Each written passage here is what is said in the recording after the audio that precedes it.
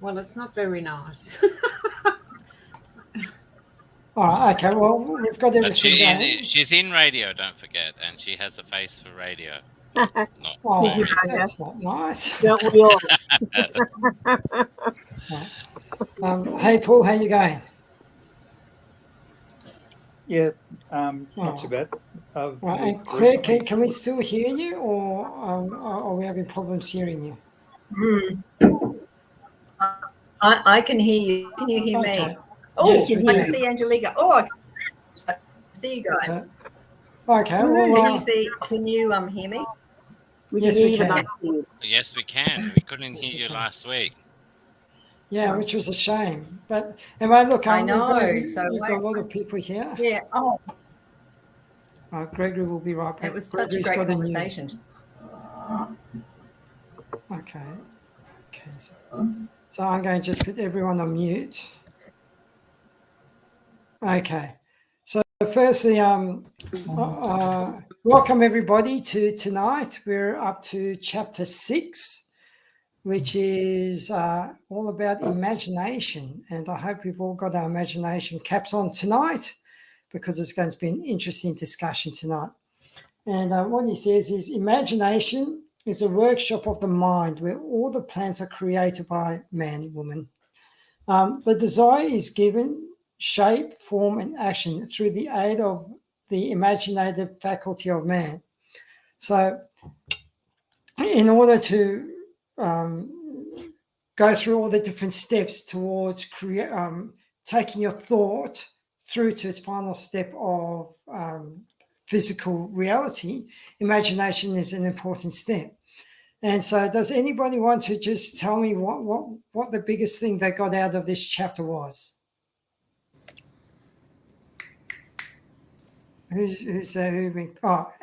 Alison, yeah. Let's start with you, Alison. Well, I was at first a bit confused about what he meant by synthetic imagination. And then I kind of, after reading a bit more, it seemed to me that he was saying that synthetic imagination is just basically just kind of what we normally do. It's just application of knowledge without, we might be actually synthesizing knowledge from various points and bringing them together and maybe sort of applying it, in a new way, which is kind of the norm. But what he was talking about, creative imagination, is basically where there's no limit. You just have, a blank piece of paper and you go, and it seems to be almost on blind faith.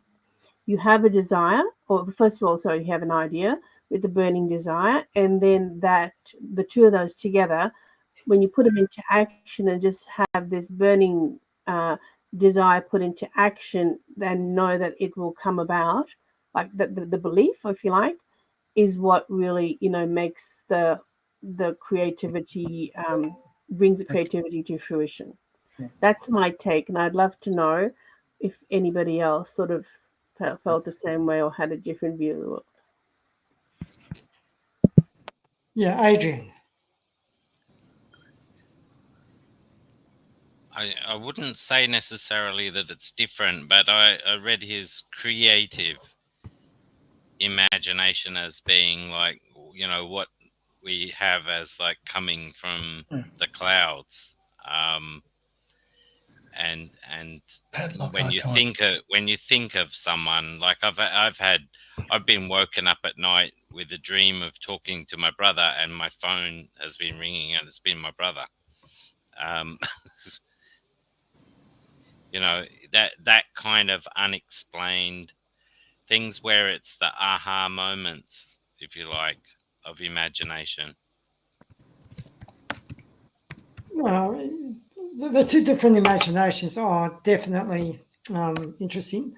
I think what he's saying about synthetic imagination is that it's already out there, it's already known, and what you're doing is you're taking somebody else's idea and you're just recreating the idea for you. Whereas the creative imagination is when you tap into your higher self or your universal mind or your higher intelligence, and you create something that's not been there before, and it'll come to you as an inspiration or a hunch or something like that. Come on, Gregory, tell us what can you tell us? I don't know if we can hear you, Gregory. No, we can't hear you, Gregory.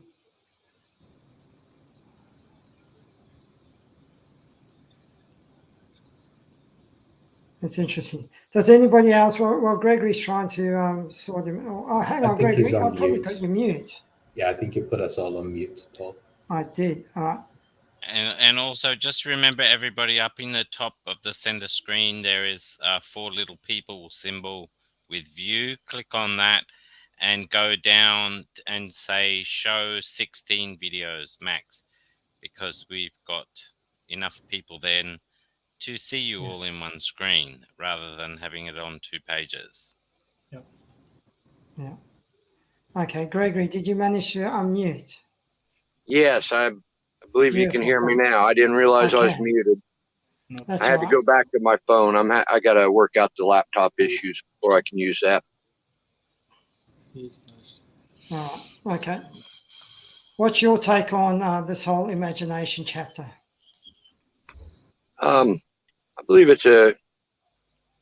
I believe imagination is it is actually our creative ability. Anything that we want to do in our life is what, we got to imagine it first. We have to have a good picture in our mind and stick to it and use it repeatedly, just like the auto suggestion. It should also play in your mind.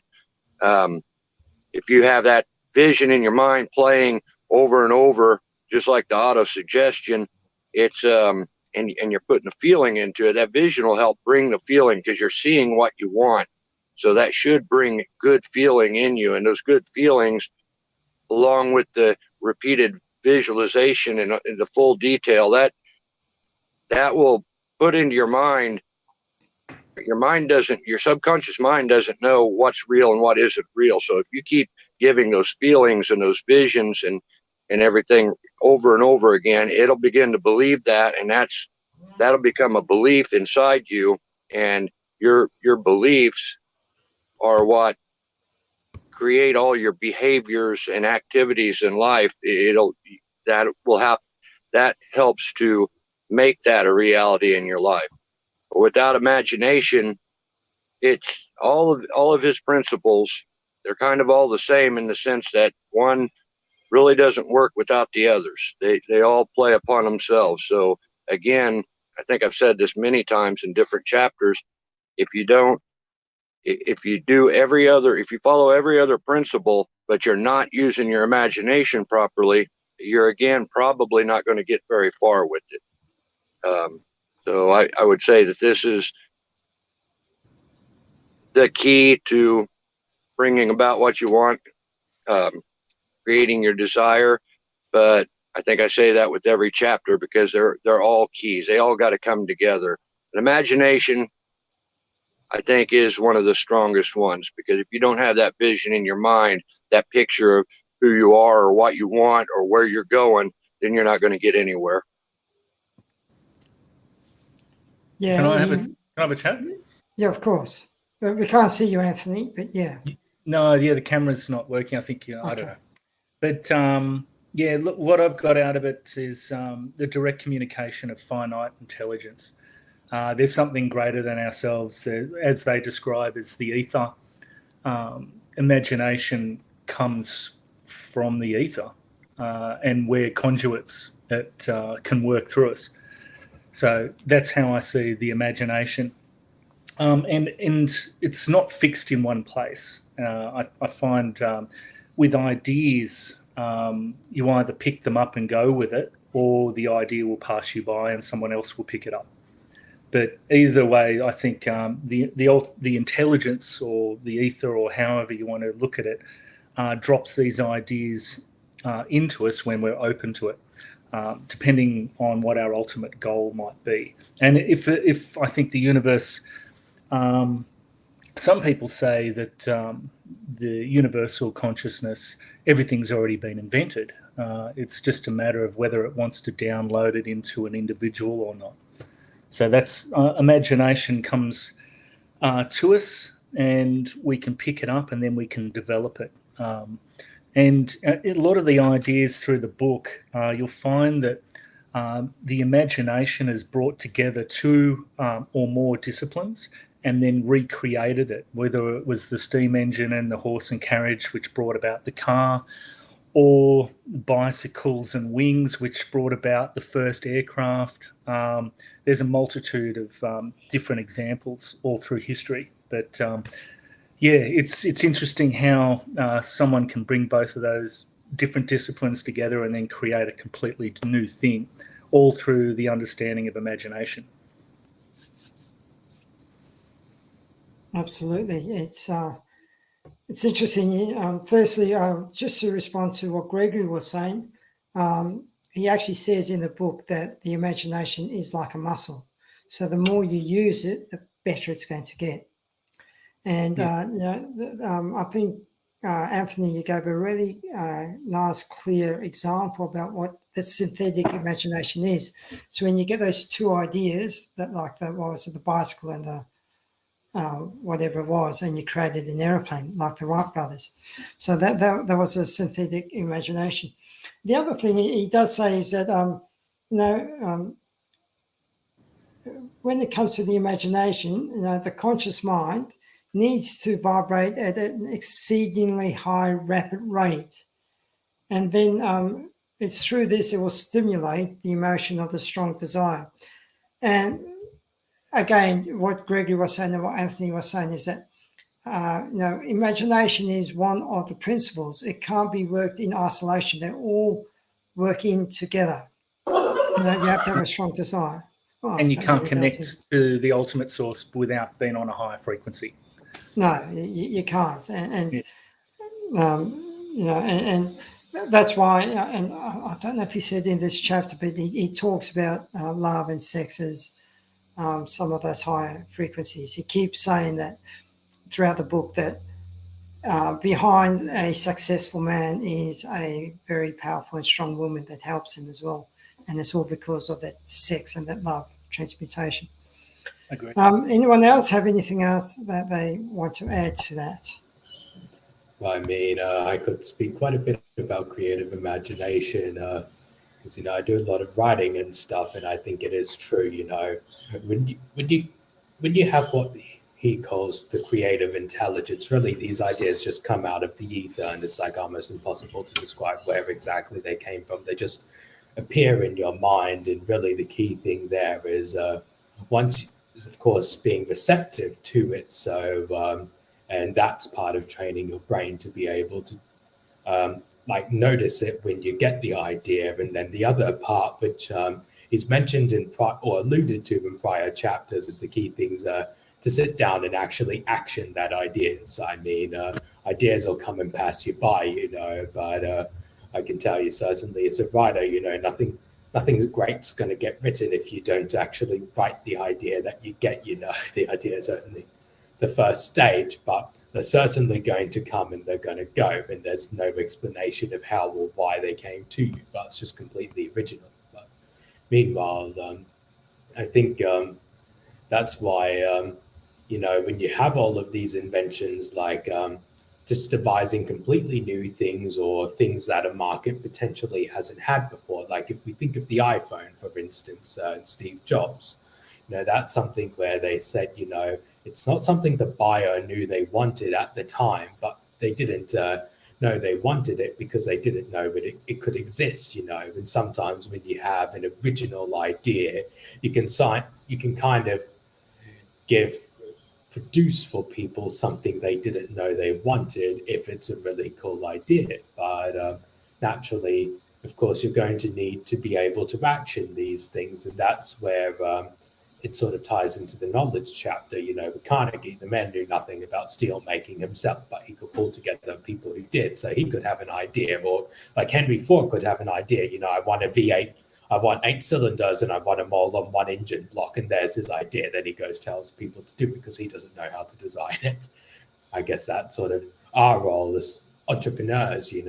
We get this idea, we don't know where the idea comes from, we try and be receptive to the ideas when we come, and then we go, well, can it be done? Well, obviously it can, because impossible is not really a word in the dictionary at this point. Yeah, I think that comes to back to what Anthony was saying, is that and it comes back to time. It's one of the other books I was listening to, and they just talk about time, and there's no such concept as time. It's a man-made thing. So there is no future, there's no past. Everything exists at this point in this moment, and that's what time is. So what that means is that when we try to think about the future, it doesn't exist because it's in the now. So everything exists in the now. So if we can tap into that with our imagination, we can really tap into so much greater than what we are. So it's interesting because in this chapter there are two stories that he talked about. The first one was about the enchanted kettle. Who remembers that story? Yep. Okay. So there was and who guessed that it was Coca-Cola when they were reading the chapter? Oh, Alison, you didn't. Oh, okay. I suspected it was Coca-Cola, and then the other, enchanted kettle down South America, soft drink. It was either that or Pepsi. And then the other one was about the preacher who wanted $1 million. And that was a very interesting story because for a period of 2 years, it mulled over in his mind that he wanted to create an educational system. And it was only when he decided that he was going to go out and do it and definitely get that $1 million, he got that within 3 days of actually making his mind up to do that. And that all came through the imagination. Once you tap into your imagination, your higher self, the answers come, and they come really fast. You just got to be open to them. Anyone else? Yes, Alison. I just had to wonder about that because you can't tell me that for the 2 years he was cogitating on it, that didn't have some impact on his final decision to get into action. I like to say that life changes really quickly. That it actually changes in an instant. It just takes a long time to get to that instant. I love it. Right, because you think of it, when you get that big break, you didn't just you spent years and years thinking and acting towards a big break, and then people turn around and say overnight success. It's an overnight success that took 10 years. Exactly. So yes, Alison, I think that for 2 years he mulled over it on his brain, but it was only when he made the decision that's when the actual plan came, which was to contact the newspaper and tell the world that he was going to get $1 million. Yeah, and agree. When he gave his sermon, he forgot his notes, but because he'd been mulling over for 2 years, he managed to remember everything. And as he said, he spoke from a higher source. Was there someone else that put their hand up? I mean, something else I might add to that story is he was already a preacher that had Mr. Rama in his audience, So if we're talking about the work that was done before he made the decision, he already had an audience with the people that could give him the money. And to be honest, part of the story is that it was already all there for him, but it wasn't until he made the decision, I'm going to try and raise this money, that he actually did raise the money. So, I mean, I think part of what I took away from that message is you'd be surprised what tools you already have available to you. You just got to make use of them. And sometimes that doesn't happen until you make a decision, I'm going to go do this. And 36 hours later. And that reminds me of what Angelica was saying last week with the radio station, where she was dared to start the radio station, and she didn't know anything about radio, and she just took on the dare and as things came, or as she needed the information came.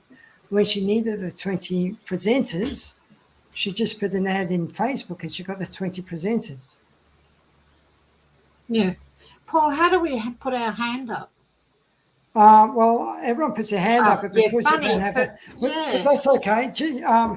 If you want to say something, just talk when there's a break, because I can't see you. I can see everyone else, but Yeah. I can't see you. So just talking. Yeah, we love your So it comments. makes it hard because Zoom actually has a little button at the bottom that Yeah. you can put your hand up so that you can see it on everyone's screen. But that's okay. That's fine. Adrian, tell your developer that. All right. Angelica, maybe you just wear your hijab later. Next time. Sorry, say that again. Just wear your hijab next time. Hijab. My balaclava, you mean? Well, wear your COVID mask. It doesn't cover it. Anyway, I know. what I was going to say is, see, it's really hard for me to talk about imagination because I have grown up since a little girl, and imagination is so natural to me. I find it difficult to be with people that don't have imagination. Now, people think differently. Some people think in pictures, some people think in words, and some people think in numbers. Now, I'm a person that thinks in pictures. And for that reason, sometimes it can be difficult because people that think in words or in numbers, they don't know what I'm talking about. Now, when I say I think in pictures, the minute somebody says something that is of a physical material, whatever, I'll see the picture of it. So if you say to me paperclip, bang, there it is. I know exactly what that looks like. It's in my mind. And that goes with just about everything. Now, if it is something that I've not seen before, then I make a picture up. And it's probably all wrong. It's probably not what that thing looks like at all, but the picture comes in anyway. And it doesn't matter whether it's right or wrong, there's a picture there. And it's very interesting how, see, I can only talk from my experiences. That's the best place for me to talk from. And one of those, there's two that come to mind. When I got that job with Tony Robbins, that sales pursuit, I'm going to describe the picture for you so that you've got it. It was at a time where we had only just moved into this house, and it wasn't a house, it was a fisherman's shanty, to say the least. It had one room in the middle, and it had rooms built all around that middle room, and they were tiny. It was the worst thing I've ever come across. It had no front door, but it had a front door without steps, so you couldn't get in through the front door. You had to climb up to get through that front door. It was a typical fisherman's shanty. Now, when, of course, I was talking to these people in Sydney to get this job, they asked me to describe my surroundings. And I thought, oh my God, I can't tell them about this house. I just can't do that. So I talked to them about my surroundings, and my surroundings went like this. I was able to describe my office because that was, it's the front veranda sunroom. It was quite nice. I had some nice furniture in there. It was very simple. But across the road, there was the Wyong River. And I looked over to the left of the Wyong River where the mouth was, and it opens up and you can see all the way across to the entrance. And the backyard, like I was on 5 acres there, and it had a dirt track where Mark Scaife actually raced and did all his practice racing there. I don't know if you know of Mark Scaife, but he's He's a car driver, a racing car driver. V8 racing car and driver. he's one of Australia's best. So anyway, now my kids, they had a life where they would go kayaking, and they had a life where they all learnt to ride motorbikes, drive cars when they were all underage. They were able to go and get, we call them potty cars, because they're cars that will no longer get through registration. And they used to pay about $40, and then they would race them out the back. So when I'm describing this to someone, I'm describing that I've got this wonderful river out the front, and the power boats race there, and then I've got this racing track at the back, and Mark's there. And the picture that these people got was that I was living in a place where I had this amazing lifestyle. Well, the amazing lifestyle was there, but it was very poor because I was in a fishing shanty and could hardly make ends meet. But that's not the perception of my words that came to them. And I just allow people to think whatever they want, whatever they make of what I say is what they make of it. And then when I do my artwork, I think of a topic and then just let it come. And it flows. And it doesn't really matter. It can be abstract. It can be design. It can be geometric. It can be realistic landscapes. There's all sorts of different variations of art that I have done and that I do. But I've been doing that ever since I was a child. And I've never questioned or asked, well, where's the idea come from to put something on canvas?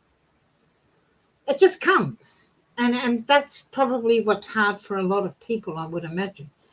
But when he talks about synthetic imagination, when we were living in Berkeley Vale, we wanted to get into a much nicer, bigger house. Now, I did something funny then because I was doing this particular meditation, which I loved. I've lost it now, which is a real shame. It's on my old hard drive. But this particular meditation, within 15 minutes, gets you into a very high, excited state.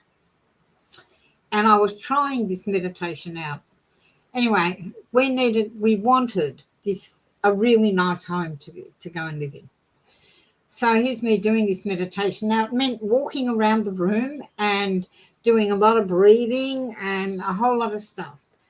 And the third day of that meditation, I just went to realestate.com and had a look at what houses were available around the entrance, etc., because that's where we wanted to live. And this amazing house, the equivalent of a house that's in Queensland, came up. I said, that's it. That's it. I just knew, that's it. We're going to have that house. That's it. I raced upstairs, and my son was living with me then too. And I said to everyone, this is the house, this is the house. And everyone looked at it and said, wow, like, that's amazing. $450 a week. And it was top of the range. Anyway, when we got there, there was something like 30 people looking at it. And my son said to me, Mum, we're not going to get this. Like, look at all these people and you're not even working. Like, how are we going to get this? I said, you'll see, we'll get it. Now, the first thing that happened was when we got there and we were greeted, the property manager was actually the property manager of another house that I had rented a couple of years back that I had a really good record with Ray White. And the minute Scott saw me, he said, do you want the house? And I said, yeah, I do want the house. And he said, you've got it. Don't worry about the other people. Here's the form. Go and fill it out. He said, not a problem. We moved into that house. You know what the address was? Number 60 Nirvana Street. It was magnificent. So that's using, I saw the picture. I knew it was it. Now, that's not my imagination, but who brought the picture there for me to look at in the first place? Good question.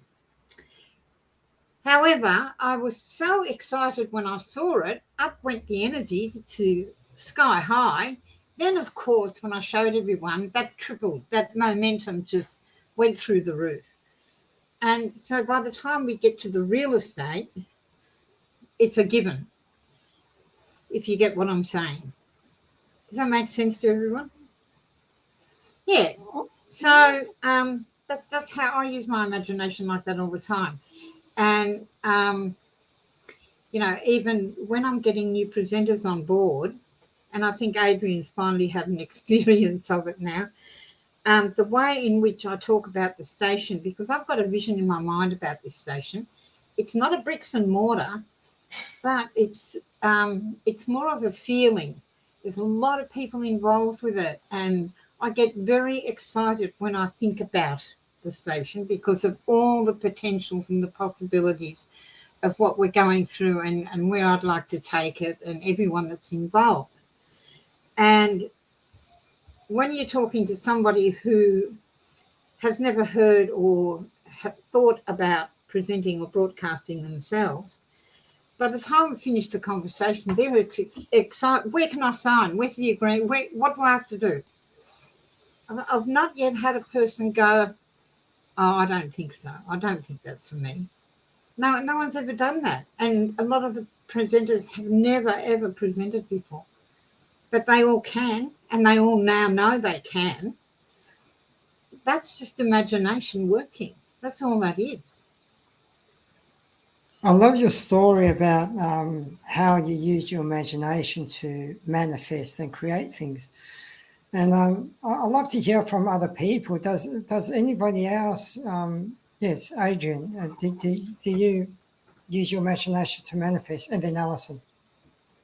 I use my imagination a lot, and I tend to go at it as either an architect, which is building on what I know, or a sculptor and taking away things that are superfluous and that will leave me the answer. I had a friend who could not decide what kind of job they wanted.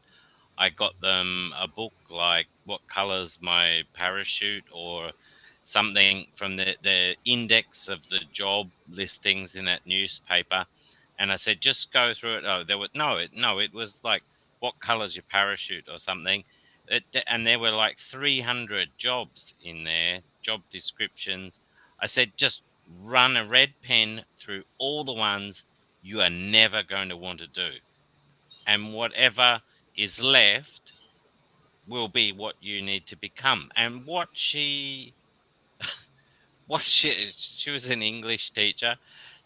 What she left that was not crossed out was locksmith. And 2 weeks later, we locked ourselves out of our apartment and needed a locksmith. And we found out how much they cost. And believe me, she started studying up on it. Interesting. And I constantly go to bed and commit myself to wake up to a solution for a problem. So I focus on a problem. I think synthetic intelligence is a lot to do with problem solving and probably not just architecture, but engineering type things where you're working within parameters. And then creative imagination is getting that epiphany, that penny drop, that seeing it from a different way, that it's not black, it's white, or vice versa, it's converse, or it's an impression the other way around, and for all sorts of things. But the loveliest example, and I'm glad we got Paul here. You remember my second son, Barnaby, Paul?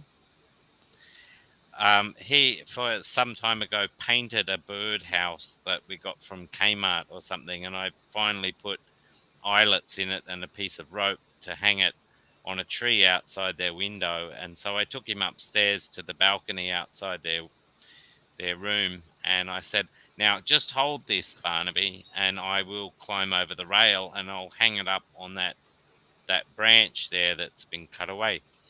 Do you know what he said to me in an instant?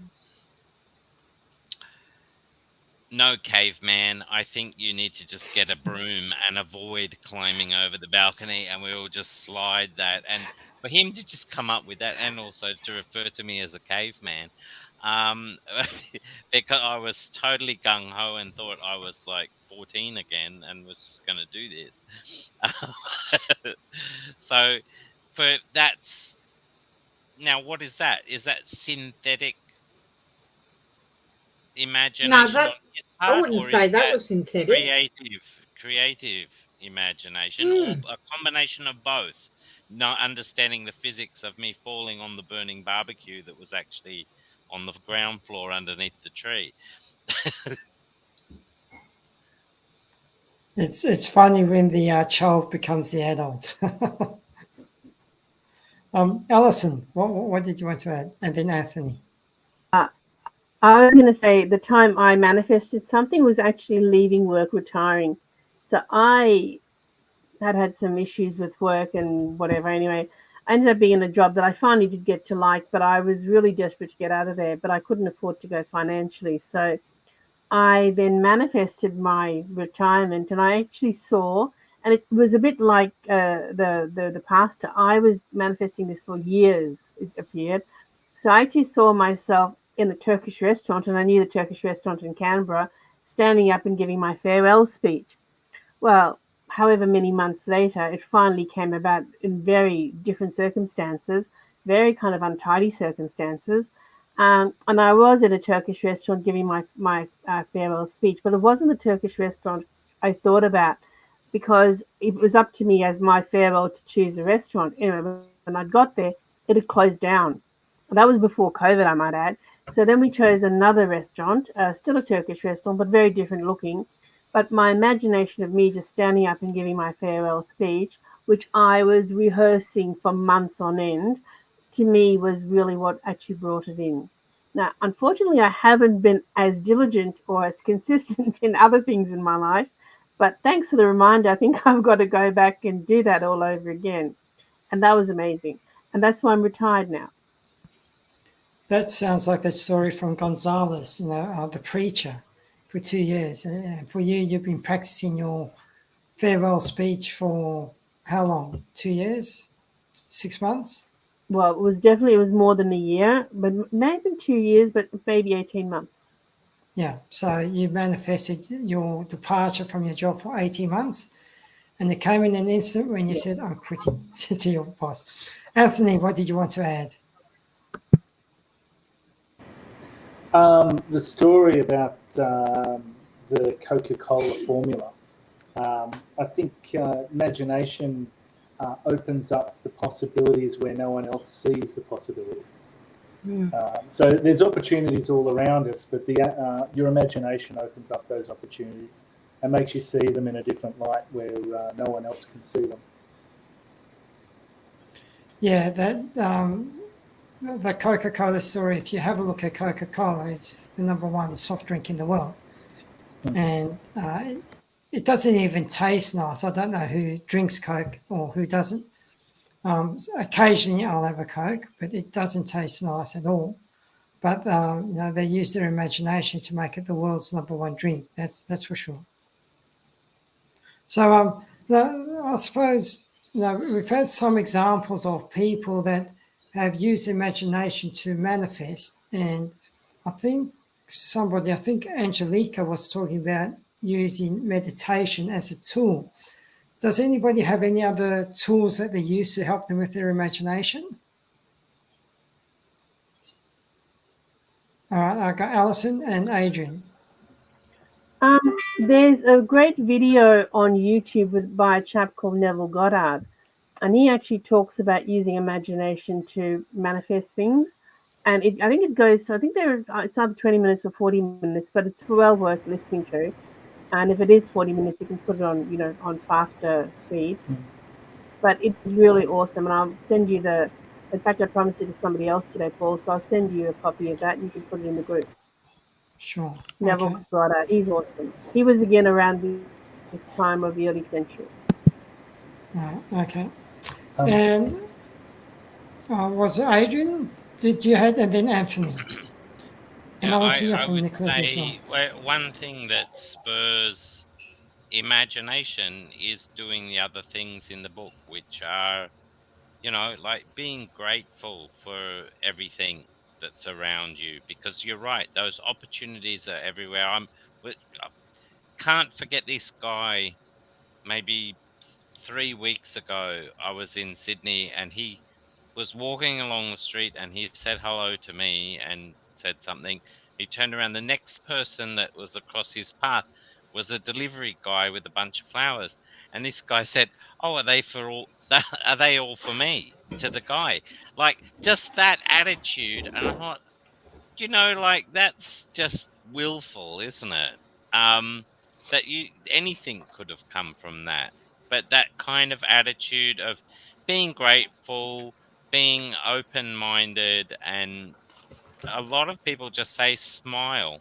You know, a smile can change the whole situation, from being, anything negative to just changing it and putting it on that path. There's an interesting movie at the moment called Everything Everywhere All the Time, which is causing a lot of discussion about whether it's rubbish or not, but it's going up for some awards, which is talking about this whole concept of what's around you, what are on the different planes. So in Think and Grow Rich, it's not just your mindset, it's not just your physical, it's not just your spiritual and desire, but it's also some very sensible and academic planning, getting your imagination. There's no point imagining something without some sort of visualization of other possibilities so you can choose the right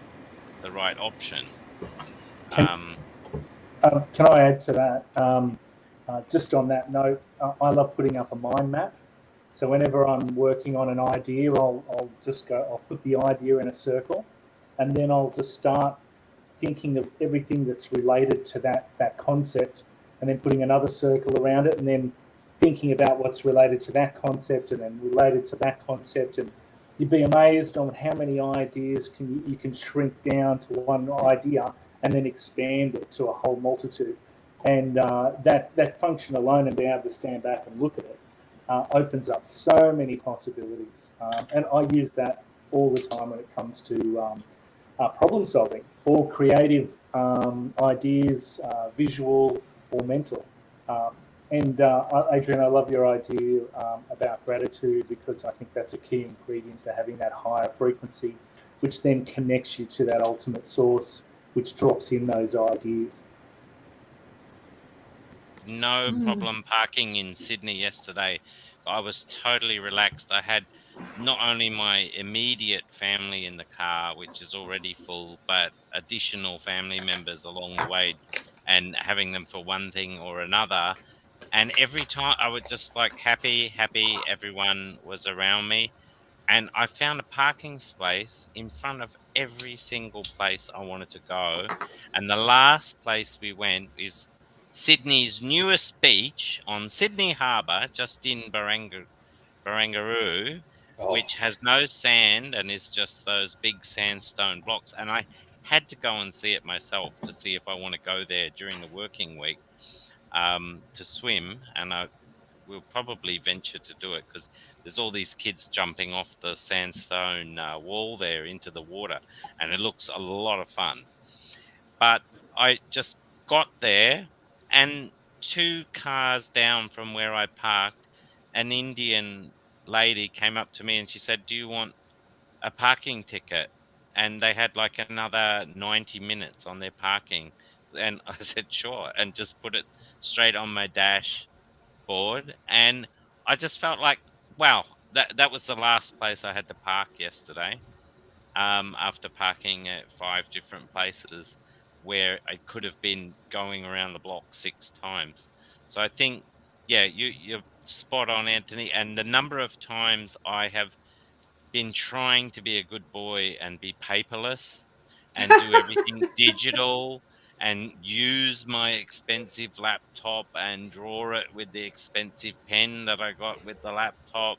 And I just say, bugger it, and I go downstairs and I get the kids' pavement chalk and go out the back and draw that mind map on any large bit of concrete or bricks on the ground and sit back and look at it, or go to the balcony above and look down on it until I can, get an angle on it that I can go back to the computer. Great, thank you. That story about you finding car parks, right? Napoleon Hill, and I don't know if it's in Think and Grow Rich. It might be in his Ultimate Collection, or I think it's one or the other. And Napoleon Hill, when he was talking about the sixth sense, which is he's named his sixth sense after his wife's maiden name, Norma May, or whatever it was. And basically, the story he was saying is he needed to get down to the bank, and he was running late on time. And his friend turned around and said, "You're never going to make it to the bank. You're not going to get any parking." And Napoleon Hill said, "Well, you just watch me. I'll send Norma May, or whatever her name was, ahead." And this is an imaginary person to send out ahead to the bank to go and create us some parking spaces so that we can make the bank in time. And as he approached the bank, there was no parking spaces, and his friend turned around and said, "You see, it doesn't always work." And he said, "Just wait and you see." And as he said that, somebody walked out the bank, hopped into the car and created a parking space for him. And then a second person came out and hopped in the car, so he had 2 parking spaces. And Napoleon Hill said, "Yeah, and that's one for me and one for you for doubting me." So he got to the stage where he could literally do what you did, Adrian. His faith was so strong that he always could find a parking space and something like that. I don't know if Anthony can remember that story. But yeah, Nicolette. By the way, I want everybody to congratulate Nicolette. We've got a best-selling author amongst us. Congratulations, Nicolette. She's a best-selling author, and she beat somebody quite big as well. So congratulations.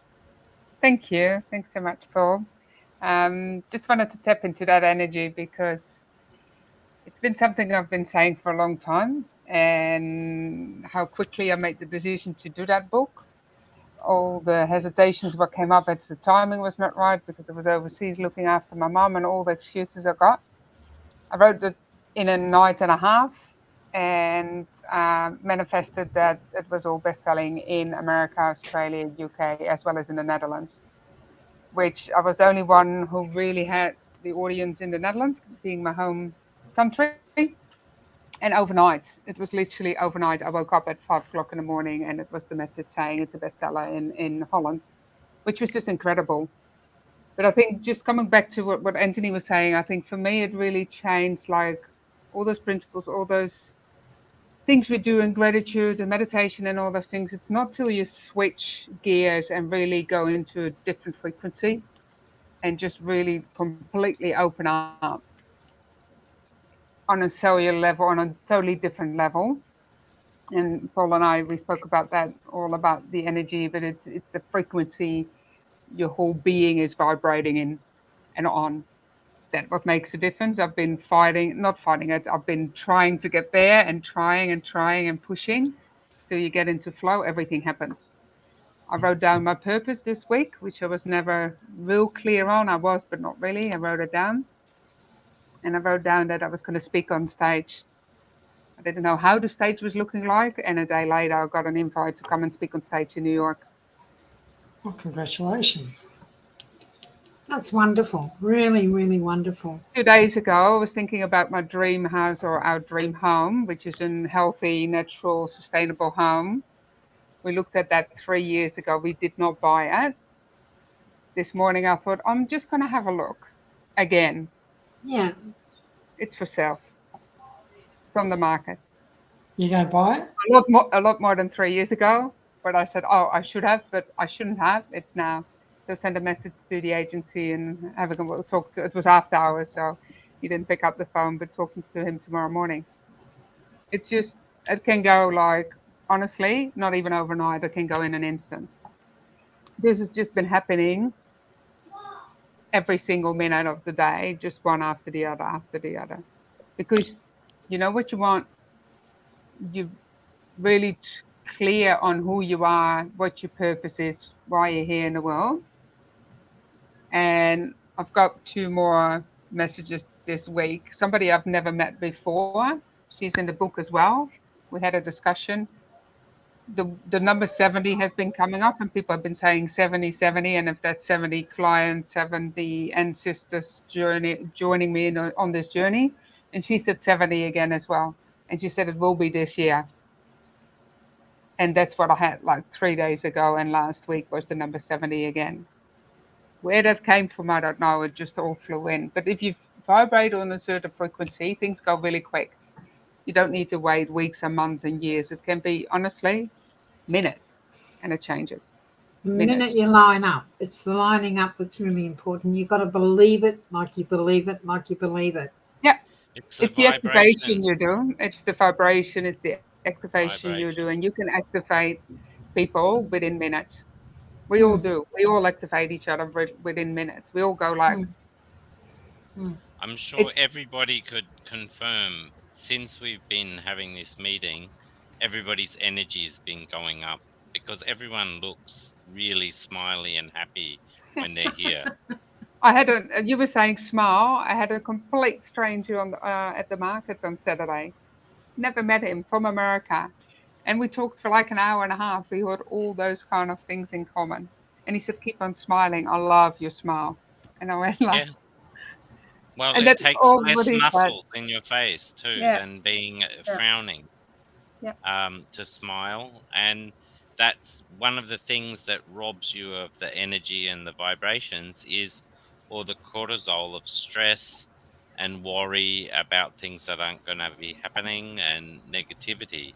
So if you've got all those, I can remember this fantastic day in Hong Kong once. It was really tricky. I went to pick up my laundry, went to the 7-Eleven to buy something, and then I had to go to another. But all 3 of them, it was exactly the same amount of money. It was like $37.50. And I remember stopping just on the curb of the street thinking, what is happening here? Like, I have to pay attention. This is like just a signal to wake up and pay attention to something. It's funny you say that, because I think Alison, in the group that we're in, we were talking about coincidences at one stage, and just being aware of coincidences and all of these things. I want to ask Paul Cummins. You know, he's got a great imagination, because he's created this flight simulator.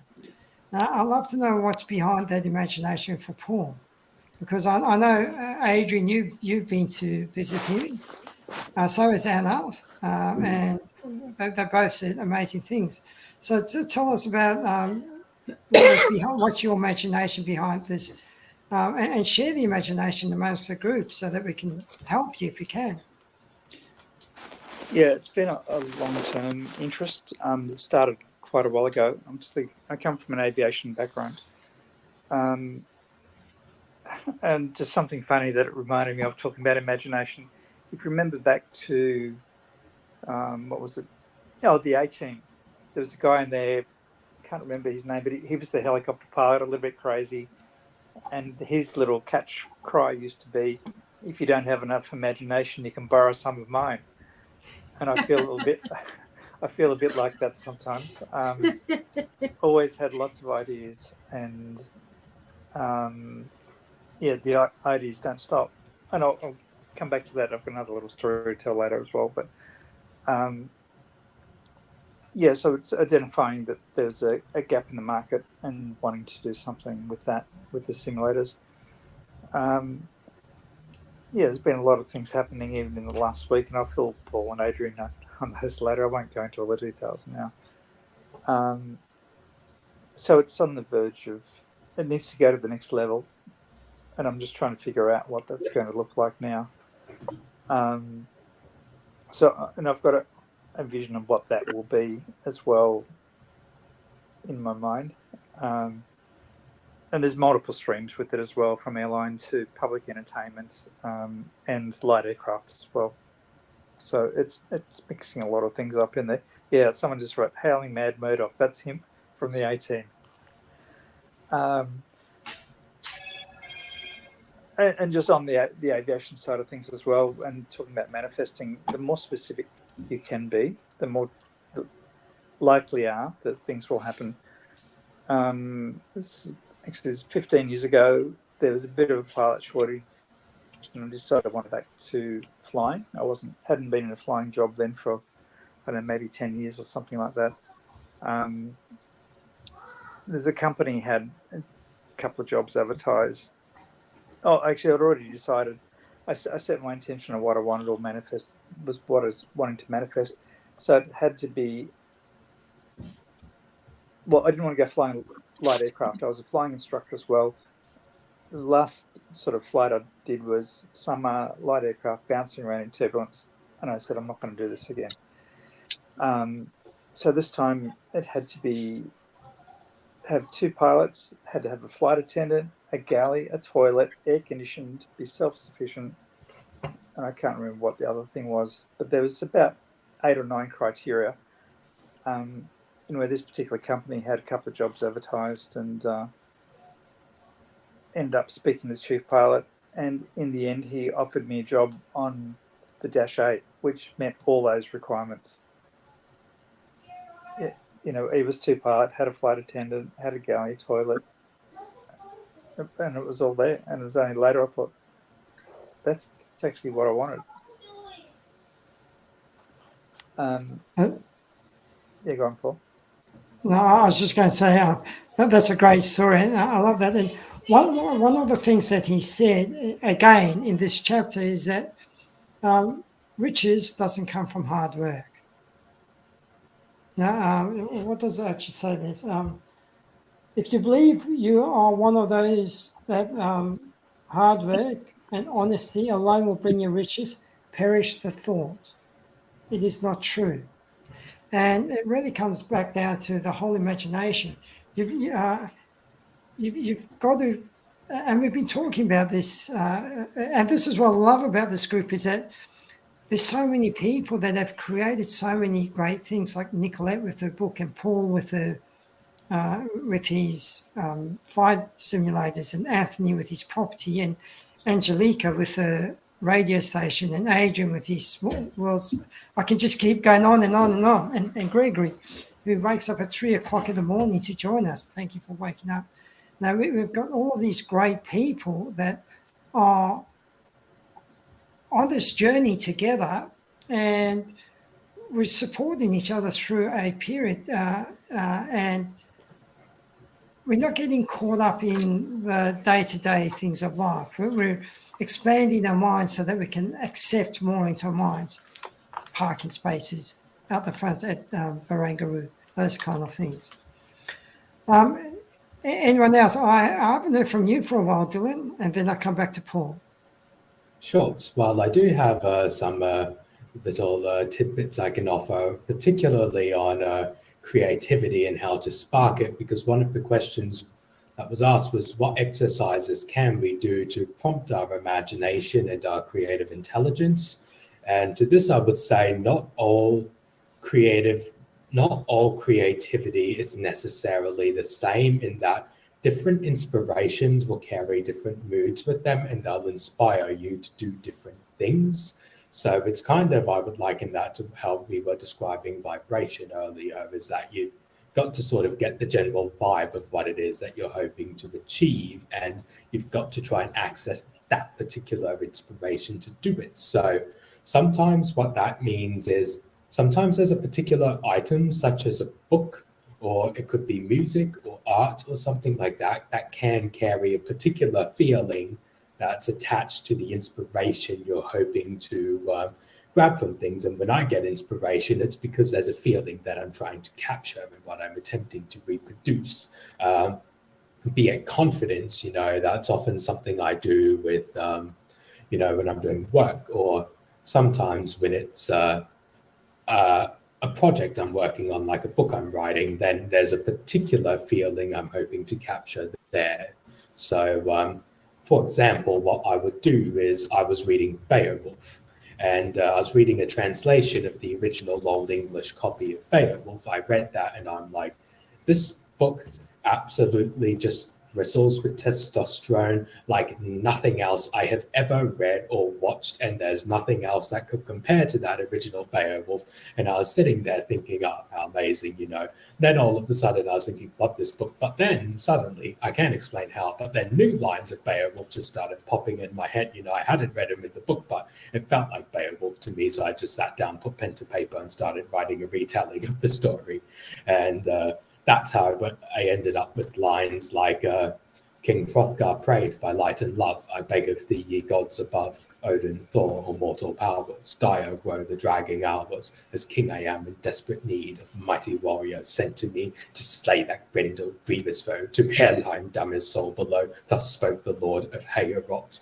You know, and sometimes, so I guess what I would say, some people use mood rooms, you know, like if there's particular items that make you feel a certain way, or if, like, particularly if you want to do something, there's a feeling you're looking to access. And, you know, that's what Napoleon Hill tells you right at the start is associate your desire with a feeling, and you've got to say things with conviction. So the key thing is, how do you feel that way, and what makes you feel that way? And sometimes just exposing yourself to that can be enough to, if you're receptive to it, inspire you. There's my little tidbit. Thank you, Paul. Can I just say something?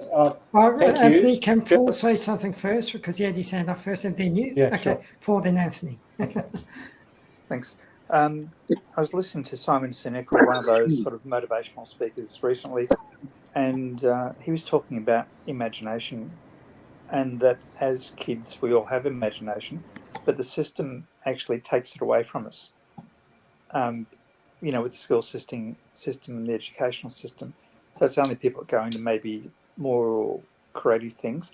But he gave an example of an 8-year-old girl in an art class, and they were asked by the teacher to draw a figure, as in a person. Anyway, so the teacher was going around looking at the different things, asking them what they were. And she came up to this girl and said, "What are you drawing?" And she said, "God."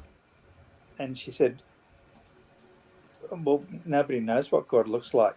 And the little girl said, "They will in a few minutes." Love it. Love it. Don't you just love children? They have such a great imagination. I know. Totally. You know, my oldest son, he's 10 years old, and he just has the best imagination. He still goes, he plays with his dinosaurs out the back. It's amazing. Anthony, what did you want to add? Just on what Dylan said, I've just written down, because that was gold, what you just gave in. Creative mood describes and dictates your creativity equals outcome.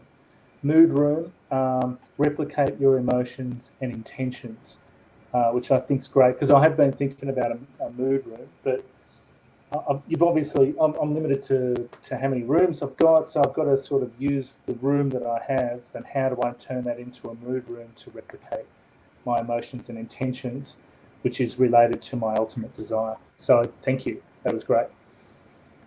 Beautiful. Okay, we're nearing the end, but I just want to, I haven't heard from Gregory for a while, and Gregory always has these great insights.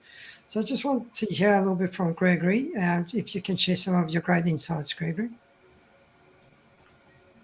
I'd just like to say there's a lot of things that a lot of you have been saying. In a setting like this, you can't just keep cutting in all the time to make comments, but so I got to try to remember.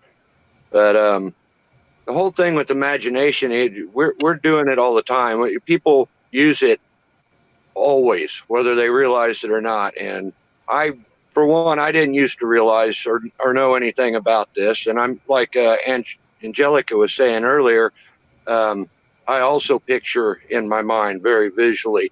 And I have to be careful with that. Now that I know, I use it properly. But before, I caused a lot of bad things in my life to happen because of the way that I do that. I see things when I know I'm going to be speaking with somebody or being involved in something. I immediately start to play that scenario in my mind, like watching a video. And many times it was conversations that were not the best conversations. And I was creating that in my life before it ever came up. And I still have a tendency to do that, but I catch myself now. So it, like Paul commented, I think when you were speaking about that, or maybe before, about the use of imagination gets better with practice. And that's true, because especially if you got many years of using it in the negative way without realizing what you're doing, then you have to really start to practice and work on using it in a proper way. Because life, I used to believe this too, but most people believe that life happens to them and they got to deal with this or deal with that. But life's not happening to you. It's responding to you. It's the things that you're thinking about, visualizing in your mind, saying to yourself. And when you're seeing these things play out beforehand in a negative way, and you're putting the feelings and emotions behind it too, and getting yourself worked up about it, you're absolutely creating those bad things in your life. So it's very important to understand the proper use of your imagination and to play out those scenarios in a positive way to bring about good things in your life instead of the bad. And you can actually, the way people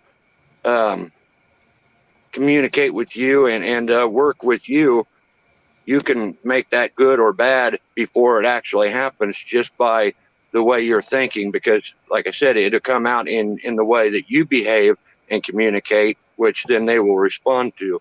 So it's a very important part of everybody's life. Whether they realize it or not, they're using it. So like many of these principles, they're happening with or without your input. So it's best to understand these things so you can use them to make your life the way you want it to be. And I have something written down over here about, it's from a different book, but it kind of relates that the creative power within you makes you into the image of that which you give your attention. And that's your imagination at work, whether it's good or bad, your self-image, your career, your goals, whatever it is, you're making that happen. It's what you're giving your attention to, and with imagination, your feelings and that visual, that playing that out in your mind the way I do, and like Angelica was saying, that really puts a lot of emphasis on what's going to happen. It really makes it's we all have random thoughts through the day. Those random thoughts, they're not really going to amount to a whole lot, but what you're constantly repeatedly thinking about and putting your attention to, that is absolutely starting to take place in the universe, and that's what you're gonna create. So imagination is a very important thing for everybody to understand. Right, thank you for that. Right, Paul?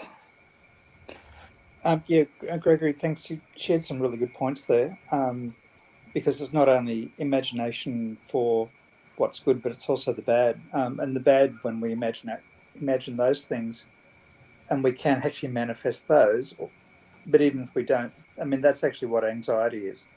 So if we can create that in our mind. So if you can create the anxiety, you can then also create a better state of mind if you can reverse that or work on the mindset. And rather than being anxious about the things, flip it, and then you can turn it into manifesting something that's good. And maybe we need to coin a term for that. I mean, everybody knows what anxiety is, but I don't know, maybe we as a group should come up with something that is a positive thing that is just the reverse. Something to think about for next time. It might be some homework to do. The Jedis, and don't go to the dark side. It's Yeah, kind that's of right. like Very Tony interesting. Robbins wanted to do, can I? You And I have to haven't accept your I dark haven't side, though. You can't mastered forget it. everything with mindset either, but I'm aware of it. Sorry, Angelica. Awareness. Awareness is everything, and then it's discipline. Now, we can all of us. How often does it happen when we see something and we interpret it in a way that comes back to what's a hypothetical here? You're talking to somebody, you have a conflict of interest, and your mind is already envisaging the argument and the blow up. So to instantly switch that, I can only achieve it through being totally aware, and I take it all back to one thing, which is maintain your own equilibrium here, Angelica. What they're thinking, what they're saying, what they're doing has nothing to do with you. And you maintain your own level of energy without that filtering in and you allowing yourself to become affected by it. That it took me a long time to learn that and to put it into play in such a way that it would always become beneficial. And the person I have real difficulty doing it with is my sister. You know, when it comes to my sister, she's the only one. Ironically, she is the only one. I lose it, and it's rare for me to lose it over anything because I'm a person that's so accepting and so agreeable, and yet I don't know what that is, whether that's sibling, I don't know what that is. Like, I've got a lot of work to do when it comes to her. But yeah, that's acute awareness. At least I know that it's happening. That helps. It's normally your loved ones that you can do that. So we'll take one more and then we'll have to go. So I think Adrian put his hand up. I just have too many examples in my life of people for the first impression, which was not very good on my side from them, that actually became my best friends. And then I read something that I always try to remember is that Abraham Lincoln walking into a room and there was a guy there and he thought, he said, I really hate that gentleman over there. I must get to know him better, which is the answer. It's just always I'm trying to remember that at the right time. And it doesn't have to be a gentleman. It could be a lady. I am married to a lady out of many who was the only one who, when I showed a picture of a person with great imagination, Einstein, when I showed her that picture, I said, did she know who that was? And her answer was, he was the man who said, imagination is more important than knowledge. And I said, okay, we can build something with that. That's lovely. Fantastic. All right. Well, look, I want to thank everybody. We've gone over the hour, so I want to thank everybody for your input. And next week, who knows what the chapter is next week? Chapter 7. Strategic Organized planning. Strategic planning. All right. Okay, it's going to be an interesting one. So I want to thank everybody, and we'll see you next week. Have a great evening. Good to have you back, Paul. It's good to know that you're back. Thank you. Yeah, Can I just say, I put that Neville Goddard link in the chat if you're interested. Okay, I've great. listened to that last. Did you put Oh, that in like last there. time? For anyone who wants to know, Neville Goddard is absolutely brilliant. He does have a Christian flavour because he uses different verses out of the Bible. And what I find most fascinating about his imagination chapter is he calls imagination Jesus Christ. Yeah. That's something to think about. And even for those of you who are, or those of us who are not either religious or Christian, it still resonates. But have a look at that YouTube thing that I put in the YouTube link I put in the chat. It's a really amazing. It's only 19 minutes as it turns out. But I'm glad to find another Neville Goddard devotee, Angelica, because I love him. Great fan of Neville Goddard's. Yeah. And I enjoyed it the last time. I think you put that link up before, Yeah. Alison, and I Oh, listened to it. Yeah, and I listened to it that weekend or that week after you did it. I was impressed as well. Fantastic. I'm not sure if I'm boring or consistent.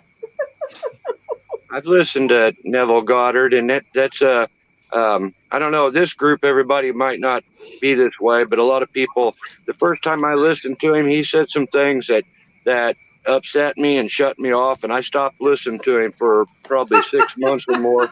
He popped up again, and I listened to him with a more open mind. I started to hear more about what he was saying and why. So anybody who hasn't heard of him, if that happens, try to give him some more time and try to understand where he's coming from with that, because he does touch on some things that can really be shocking if you've never heard from him before, because he does get into a lot of the diving into interpreting the Bible, and it can really upset some people if they don't really get what he's saying. And they don't agree Fair enough. because he's really quite outside the square with that one. But if you think about it, I mean, we're only doing what a Bible group is doing, is we're sharing information and ideas that will get us faster to salvation for our families, our future, and our legacy, and that's what they're doing, and because of the big sex chapter in this book, that's why it's not taught in schools. But you know, it's the same. It's the secrets of success, which you can find anywhere if you've got your mind open enough. Yes, there's lots of interpretations for us all to tap into, which is great. And in closing, here's a good one for you. I saw a sign outside the church, and it said, "Go and make friends with an enemy today." Awesome. Good. Don't have to make friends with your friends; they're already friends, aren't they? And then, Dylan, don't forget we will He's be. gone. He's gone. Anyway, well, maybe we should make this like an hour and 20 minutes instead of 60 minutes, but I'll go as well. Okay. Well, it's already an hour and 20 minutes. It's like, it just gets into a flow. It's good, but that's good. It's only ever 15 minutes over, really, and that means people like it. Yeah. So it's fantastic. And everyone is generally, I have noticed that everyone is much more happier. Well, I just got back from holiday, so. I think that's why it seems like this hour goes so fast, is once it starts warming up and everybody really starts going with it, it's about time to get off of here. I think you experienced that yourself, yeah. Yes. How many of us have got the courage to go and dance and it's the last song? Yes.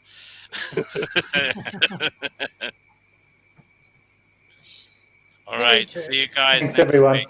Okay. See you next Okay. And, Bye. there's nobody from Sydney. Okay, no problem. I was going to talk about your expo. Right then.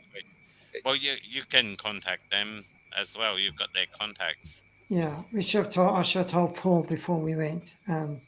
Yep. All right then. Thanks, guys, and I'll speak to you. And Greg, I've got to sign up for your Angelica, I'll talk to you tomorrow too. Yep. You will, Adrian. Thank you. Thanks for coming, Angelica. I love your input. It's so great. Thank you. That's very lovely of you, Paul. Oh, you're Okay. welcome. See you all. See you. Bye. Bye, everyone.